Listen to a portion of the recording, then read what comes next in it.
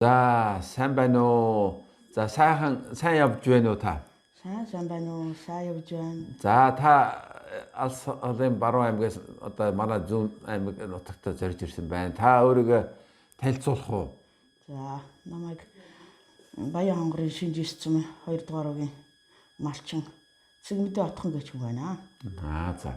За ингээд та иншүүр төслийн хүрээнд ингээд хамт олонтойгоо одоо говалтаагаас, Баян хонгороос, Завхнаас ингээд баг болоод баг 20 хүн ирсэн байна. За та энэ багт орж ирснээрээ та энэ юу үзэж харав? Энэ хол газраас зорж ирснээр их сайхан юм үзэж харж байгаа. Амьдрал маш их хэрэгтэй зүйл, амьдрал хэрэгжүүлэх зүйл их байна. Одоо тэгэл энэ газар тариалан тэгэл энэ эрчимцэн мал аж ахуйг яаж хөгжүүлэх үү, тэгэл энэ газар тариалан ингээ одоо яаж хөгжүүлэх үү гэдэг юуг бол сайн харж үзлээ. Энийг бол ер нь малчин бүхэн үзэж хармаар сайхан газар байна.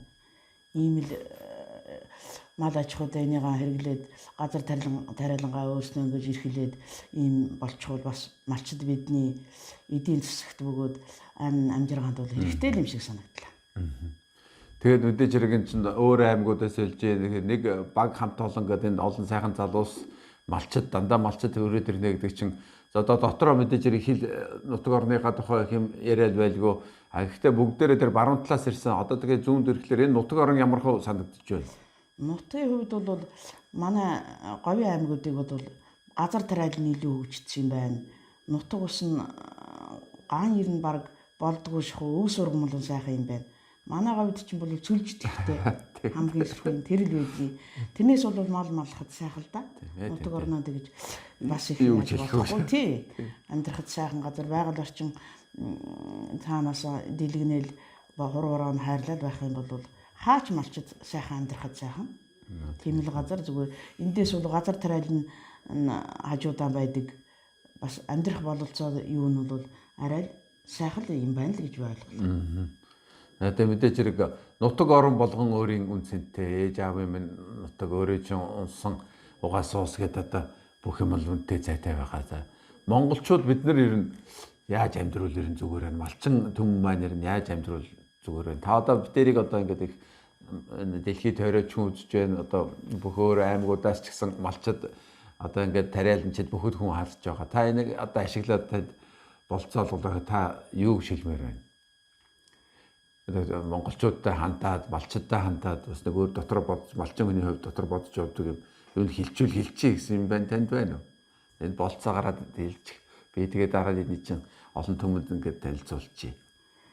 Малчдын талаар бол одоо энэ хэрэг яадаг юм бол энэ түүхийд энэ бол бүгдээрээ л яг л ингэж нэг шугамд ингэж л яаж чадах юм бол одоо юу гэмээр ч юм дээ бас нэгдэж чадвал нэгдэж чадвал энэ зах зээл гэдэг юм чинь бол нэгдэж чадвал боломжтой юм байна гэж ойлголоо.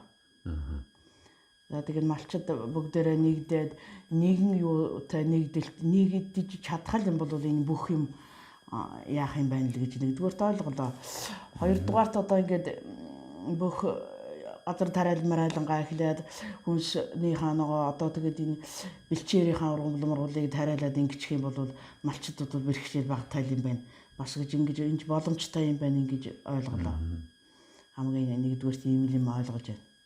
Зөв нэгднэ гэдэг чинь нэг газар юм тарьчих. Тэгээ бүгдээрээ тойруулаад хамтдаа хэрэгжилчих гэсэн үг шүү дээ. Тэгэхээр бүгдээрээ суугаа тариад тарих гэсэн үг биш. Биш тий нэг жалгат нэг хүн тариад тарих гэж ойлгож байхгүй шүү дээ. Одоо тий нэгдээд одоо юу вэ хошоо одоо тэгээд юу одоо хамтрал нэгдэл шүүдэ хуучнараа нэгдэл гэсэн үг юм байна тийм ээ.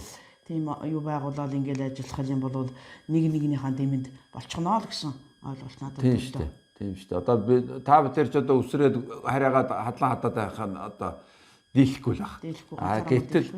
Гэтэл өөр сайхан залуучууд зөндөө байна. Бидний бас энэ олон жил юм үтсэн амьдэрсэн энэ бас өрөөл мэдлэг боловсрол бас тус болно. Залуучуудын бол одоо булчин шөрмөс одоо шинэ хүч ирч одоо ингээд ямиг нэгдэл чинь тийм юмнуудыг нэгдүүлэх бид нар тухайн ярьж байгаа болохоос одоо өөр юмны нэгдэл бас хүчээ нэгтгэл оюун санааны нэгдэл юм шүү дээ.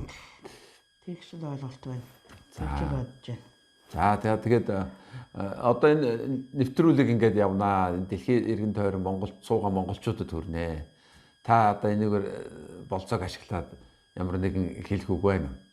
Ирөөл байна уу? Хүнд ингээд гадаад суугаа ч юм уу одоо хаа нэг газар суугаа эсвэл таны өөр хүүхд гэсэн харж иж болно шүү дээ. Та өөрийгөө дараа сүүлд харах нь шүү дээ.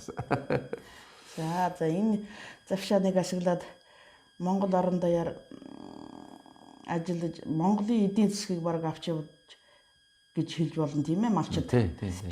Нэгдэж ингээд ажиллах юм бол бид нэр бүгдээрээ хүчтэй юм байна. Амьдарч болох юм байна. Тэгээд энэ Монголын ард түмэнд бүгдээрээ эрүүл их сайхан өхнийг хүсье да.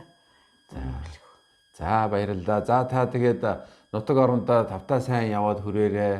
Ингээд энэ хол газар зориод ирсэн одоо бид нар ингээд нэг 2 өдөр хамтдаа байлаа. Ингээд сэтгэлийн хувьд бол ингээд нэгшин дотносон малчин төмөмн одоо газар орон хамаагүй нэг нутгийнхаа төлөө, Монгол орныхаа төлөө, ер нь тэгээ Монгол төмнийхээ төлөө дотоод гадаад гэхгүй тэрнийхээ төлөө ингээд зүтгэж яваа малчтынхаа буйнаар бид бол ингээд сайхан амьдарч байгаамаа. За та ингээд аян зандаа сайн яваарай. Нутагтаа сайн яваад хүрээрээ. Нутаг орныхондоо мэд дамжуулаарай. За баярлалаа. За баяртай.